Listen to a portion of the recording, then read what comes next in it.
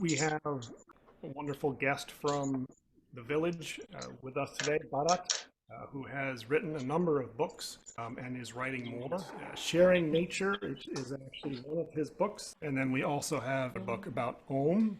He will be with us today talking about flow of Om, I believe. More super conscious perception and learning. Okay. Close our eyes, visualize our masters and Swamiji at the point between the eyebrows. And let's pray together. Heavenly Father, Divine Mother, friend, beloved God, Jesus Christ, Babaji Krishna, Lahiri Mahashaya, Swami Shri Yukteswar, beloved Guru, Paramahansa Yogananda, saints of all religions, we humbly bow before you all. Divine Mother, bless us with your holy presence. Fill our lives with thy energy, with thy bliss, and thy wisdom.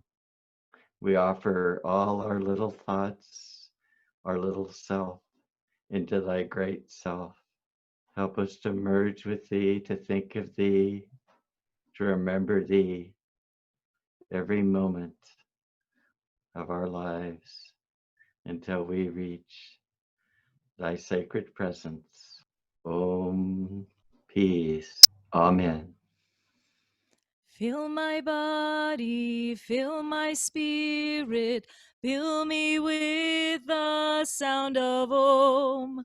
Fill my body, fill my spirit, fill me with the sound of Om. Fill my body, fill my spirit, fill me with the sound of Om. Fill my body, fill my spirit, fill me with the sound of Om. Fill my body, fill my spirit, fill me with the sound of Om. Fill my body, fill my spirit, fill me with the sound of Om. Fill my body, fill my spirit, fill me with the sound of Om. Fill my body, fill my spirit, fill me with the sound of Om. Fill my body, fill my spirit, fill me with the sound of Om. Fill my body, fill my spirit, fill me with the sound of Om. Fill my body, fill my spirit, fill me with the sound of Om. Fill my body, fill my spirit, fill me with the sound of Om. Fill my body, fill my spirit, fill me with the sound of Om. Fill my body, fill my spirit, fill me with the sound of Om. Fill my body, fill my spirit, fill me with the sound of Om.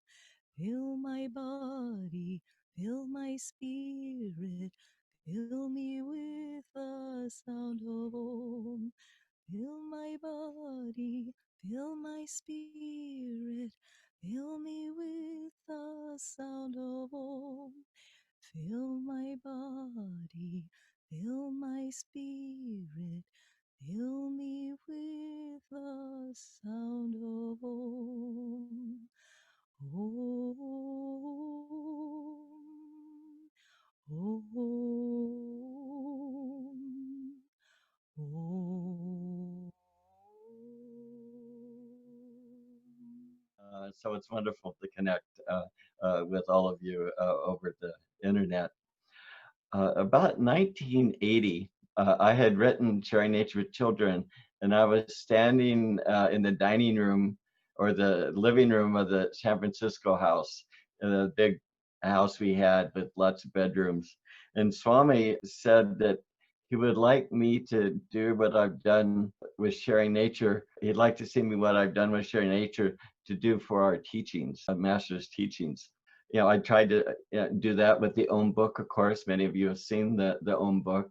But also, Master was an educator, and he had a school before the divine call came, asking him to come to America. And I realized that, what is learning? Learning is the soul having a clear idea of what I guess we have to say what it really is on the highest nature. And so I've been working on a book on superconscious learning and taking aspects of our teaching to just show how we learn intuitively. Intuition is calm feeling, as Swami has said. And feeling is that aspect of human consciousness that has self-awareness. And without that kind of feeling, we would just be automatons, as Swami said. And so, and this is, how we perceive things on the spiritual path. There was a man who worked with the wilderness, saving wilderness, named Sigurd Olson. And some nights he would lie down in his canoe on a Minnesota lake in the wilderness and just look at the stars in the sky and just feel like he was joining them. And one morning, the lake was so calm and so still that he just felt like I could join the cosmos in this stillness. And then he climbed a ridge up on a mountain overlooking the wilderness, and he actually felt the earth rotating and moving, and he was moving, could feel that.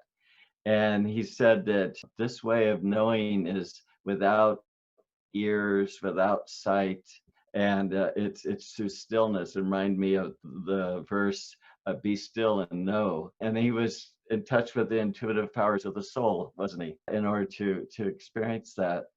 And in our meditation practice, and we go deep enough into our service and our devotion, that's what we feel. And Master said that when we're on the physical plane, we can only experience life vicariously. That means through the physical senses, sending impulses to the brain. And then we have an idea, and if we're a child, it's a new neural connection, and we see it in a fresh way, filled with wonder. But as we get older, we have a lot of experience. We refer to that past experience and we categorize it.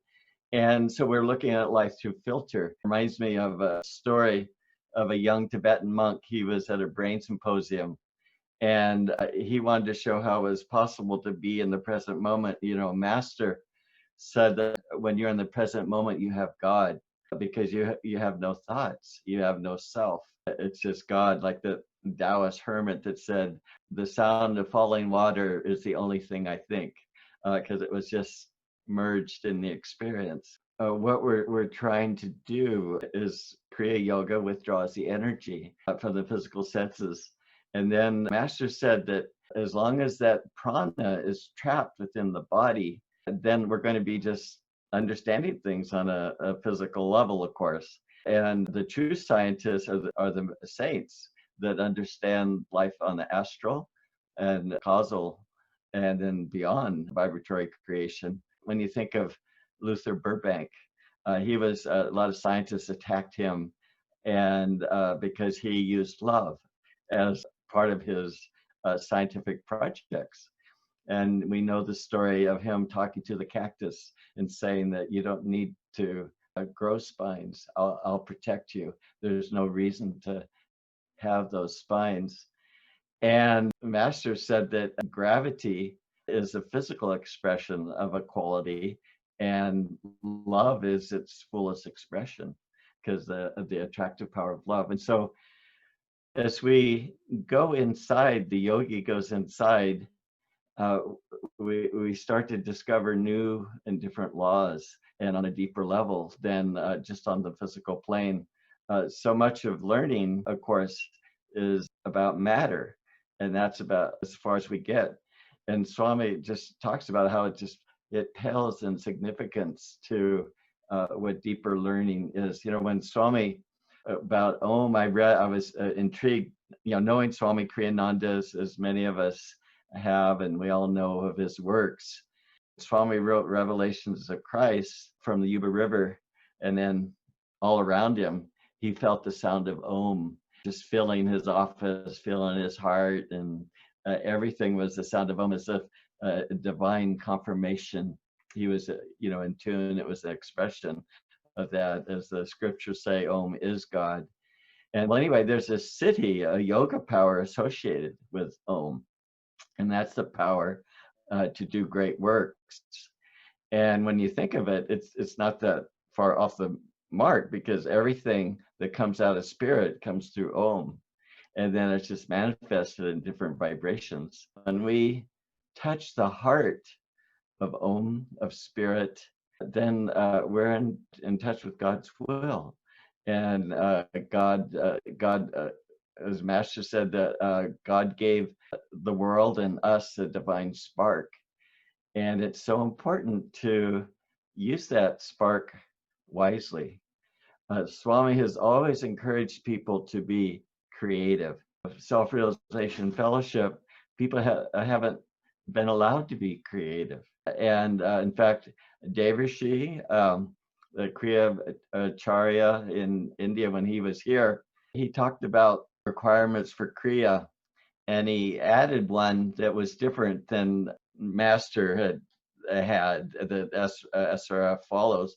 And that's something that Master, of course, fully validated. And that was to be an active channel for God's light, for God's spirit, in tangible ways. And this is why Ananda has created so many opportunities for us all.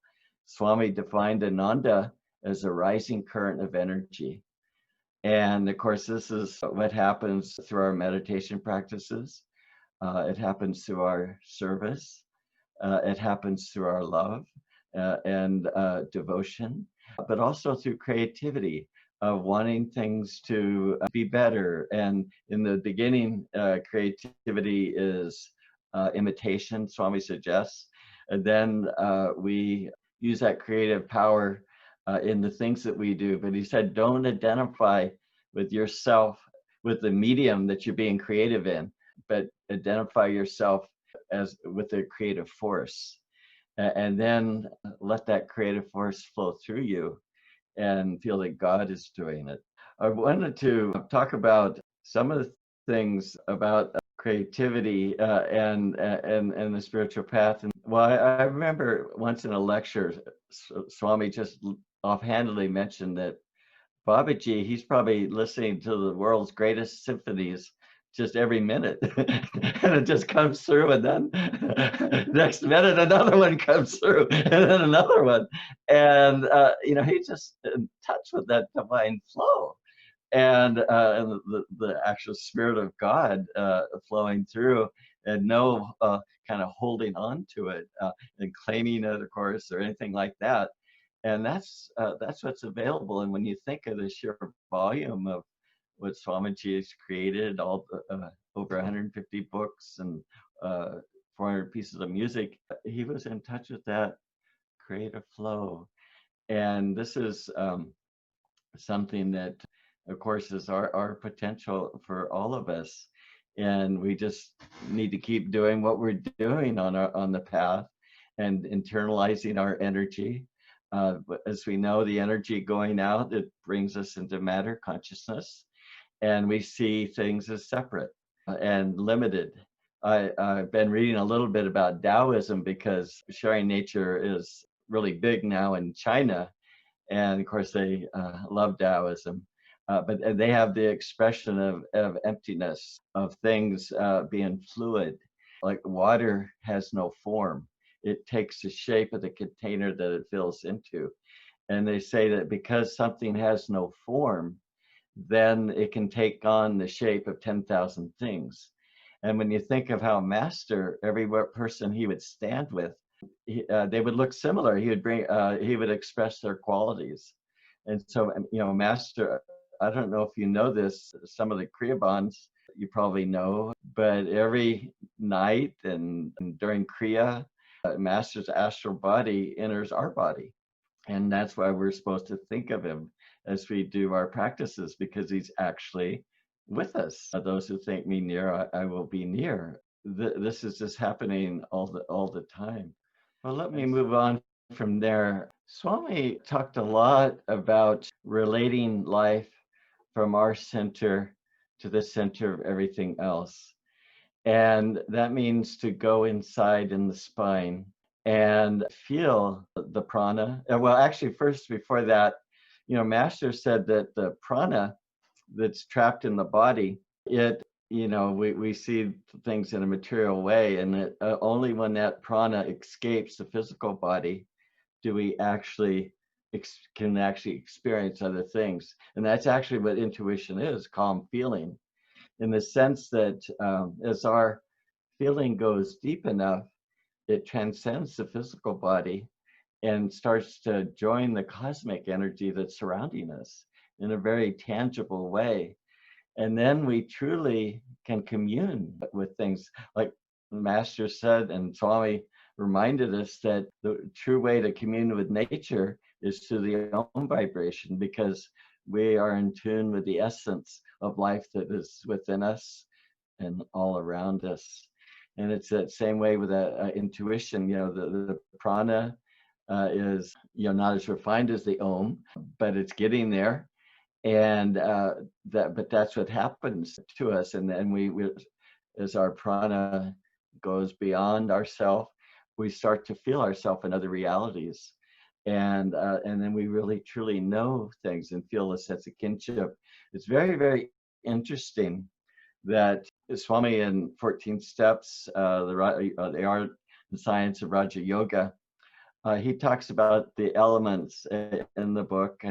We probably remember reading it, but he talked about how the heart is the air center, and this is the center of kinship and, of course, of love. But he said why it's the sense of kinship is that gases, they're really transparent and there's hardly any substance to them, and they mix easily, and they don't have any shape.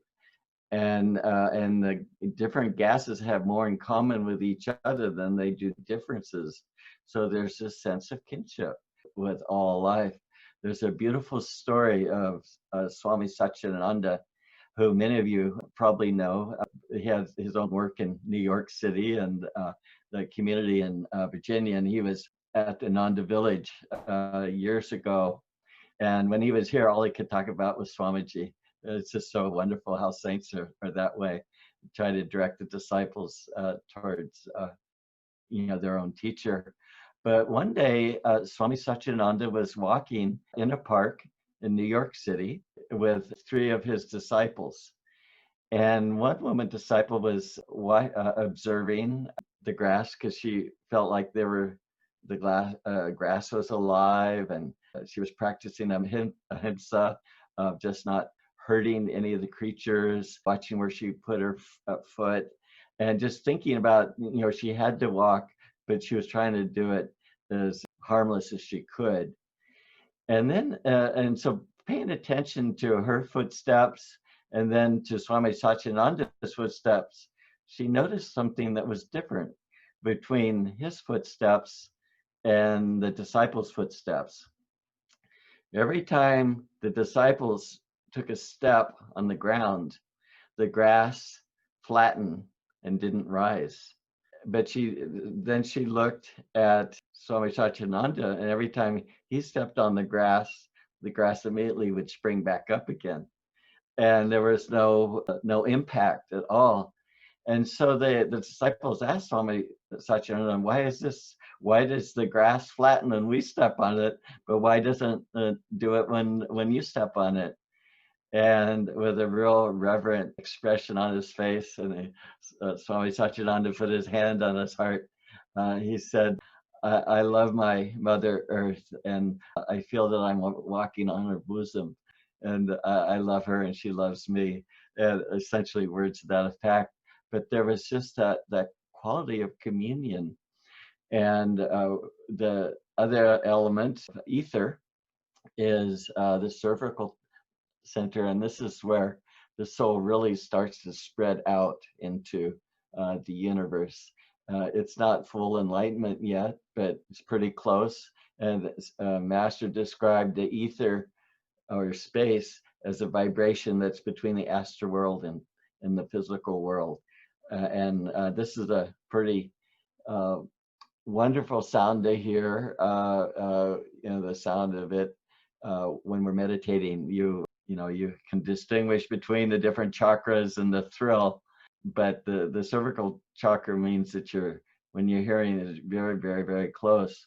Well, John Muir, he said he had a lot of experience of seeing things as light. And he said that the body vanishes and the freed soul goes abroad. And Muir just felt himself in everything. He said the sun shines not on us, but within us. The rivers flow not past, but through us. And he just had that tangible experience of that oneness. And he had to have been a yogi from the past because of having that kind of deep experience. Swami's talked about relating from our center to the center of other things. And as yogis, I assume most of us have Kriya Yoga or we're working towards it. And we've had our other practices where we're internalizing our energy and we're finding our center. A lot of people don't even know they have a center.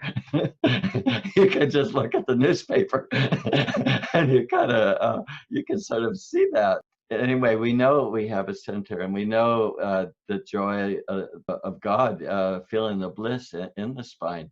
People that work with creativity, they talk about trying to get to the center of something else. Many Nobel Prize winners and gifted artists, they've talked about using visualizations, a way of trying to get to the center of something, and then you'd really understand it. Well, Swami gives us the thought that instead of gazing at something like a tree or a rock or another person, from you to it, try to feel that you're inside that person or object and feel that you're looking out, gazing out from the center of that object. And in this way, we see the highest in it and the highest in ourselves. Of course, as we go really deep in the experience in ourselves, we'll naturally feel the inner reality of everything around us. And there'll be a true communion and a true love. Sue said that to truly care for the world, one must love the world as its own self. And I love Swami Ramatirtha, a great yogi. He loved Om. He would give lectures and he would just stop in the middle of his lectures and just chant Om for 5 minutes.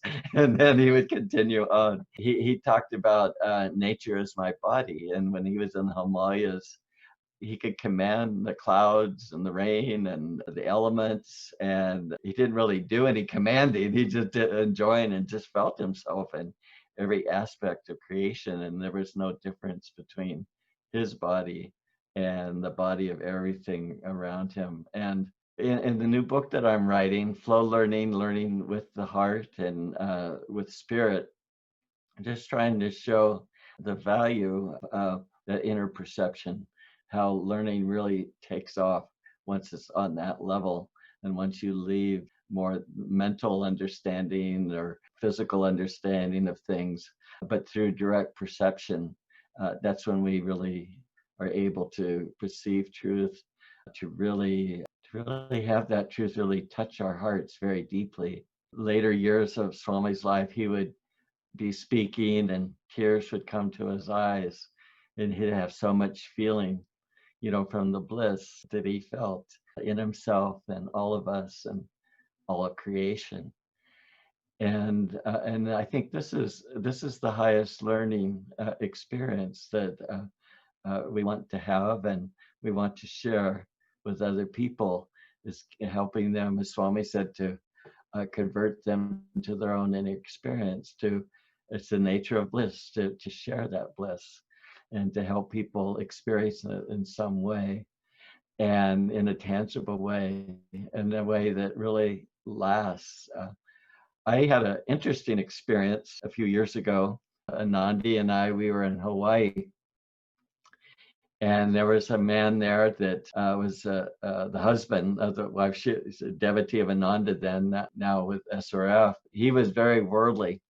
And I was sitting with him by the pool, and he was looking at his cell phone, and he was using an app to sort of measure how wealthy he was compared to other people. So he was looking at that and finding delight in how high he ranked. Anyway, a friend of his came to visit the house and for dinner, and he was a school teacher, and he knew about sharing nature, and he knew at that time we had 10,000 leaders in Japan doing sharing nature, and we have people all over the world teaching sharing nature. And this man, and his name was Alan, said, "What kind of scam are you running? You've got all these people in the world doing your work and you aren't paying them anything at all. I wish I could, I could get them to do something for me."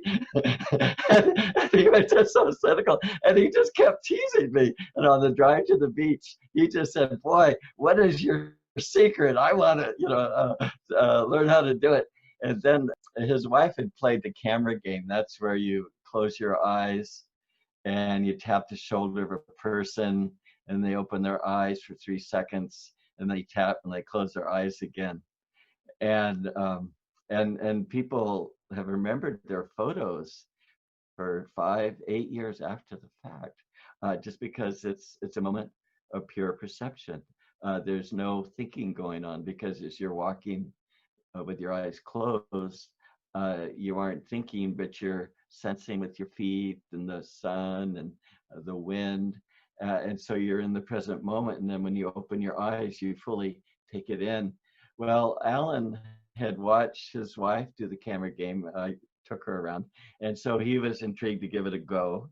And so it was on the beach, soft sand and palm trees and the waves lapping on the shore. And we started walking, and he started to get really quiet and really into the experience, and spent some time walking with his eyes closed so he could settle in. And then we took about 6, 7 pictures, and he became like a little boy, and he just lost all that cynicism, and he just had this big smile of delight, and it just went away. And I'm sure it didn't go away forever.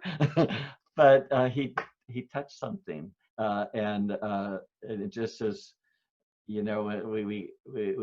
we give that spark, or share that spark with other people.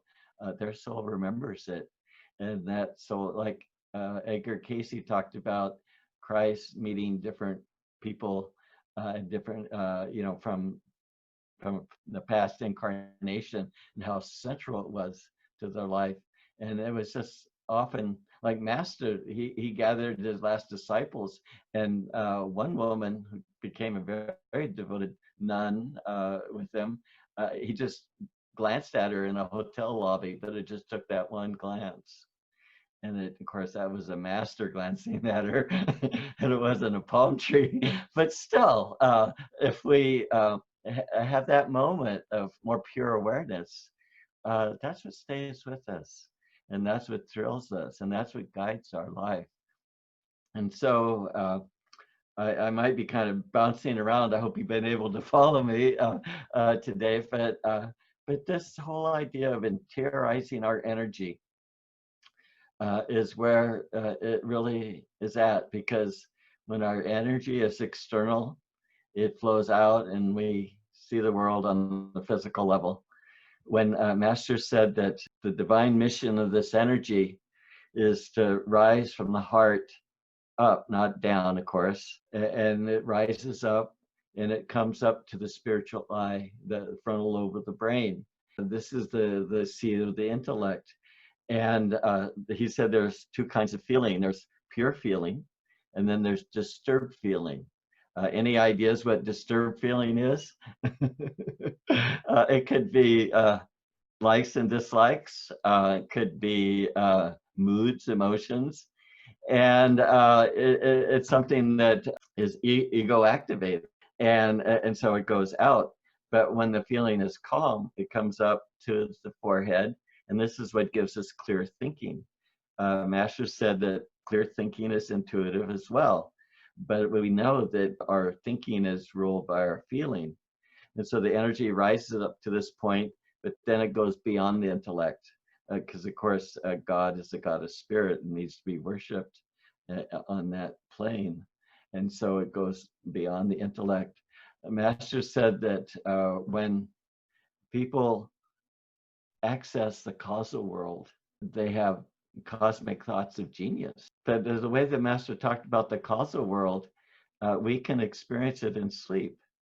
You know, when we're dreaming, we're on more of the astral level because we're creating. But when we don't dream and it's very deep sleep, then it's on the causal level, and that's when we're really restored. And by using our mind, and when the mind is quiet and really focused deeply, we're expressing our causal nature. These things are part of us. They're who we are, and we express them. We have much more to go on deeper levels, and which we'll all will experience.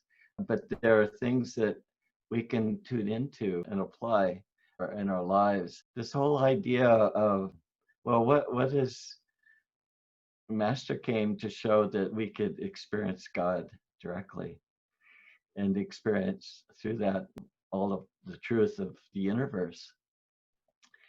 And it's through that spiritual perception that will happen. And it all comes through internalizing our energy. And so whatever form of creativity you use, or the way you talk with people and counsel people, or just share your work together, to more and more to share quietly that vibration with other people so that they have a real living sense of it. I want to end with a story that's instructive for us in the situation that we all find ourselves in right now. Before World War II, there was an American living in the Midwest who was of Polish ancestry, and he wanted to go. He was actually a hoodlum when he was teenage years, and so they sent him to the seminary to change his ways. So he had a lot of energy. He went to the seminary, and he was a dynamic force there in many ways. And as he was going off to Poland, he said to God, look what I'm going to do for you in Poland. I'm going to show you what I can do. So he went to Poland, and he unfortunately got captured by the Russians and was put in that famous prison, Lubyanka, I think it's called, in Moscow, and where he was tortured for 5 years. And then he was in a labor camp for at least 18 years, might have been 20 years.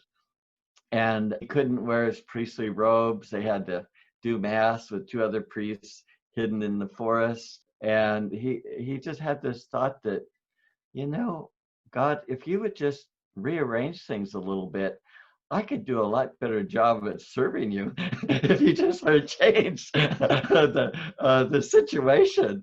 And he said he thought that for quite a while because things were just highly inconvenient. You know, God, you're intelligent. You know, you can do better. And then he just saw more and more that what God's will was exactly what was coming to him in every moment in his life. And it doesn't take a genius to know what God is asking of us if we just pay attention to what life is presenting us. Consciously, we're all on the path. We're disciples, and we've got Guru's grace. They're all our masters and Swami are working with us, and through our life experience. And so priest started to really accept that in a very, very deep way, so much so that at one point they wanted him to go back to the Vatican and be a spy for the Russians. And they said, we'll let you go if you are a spy for us. And he said, I can't do that, of course. And so they threatened to shoot him.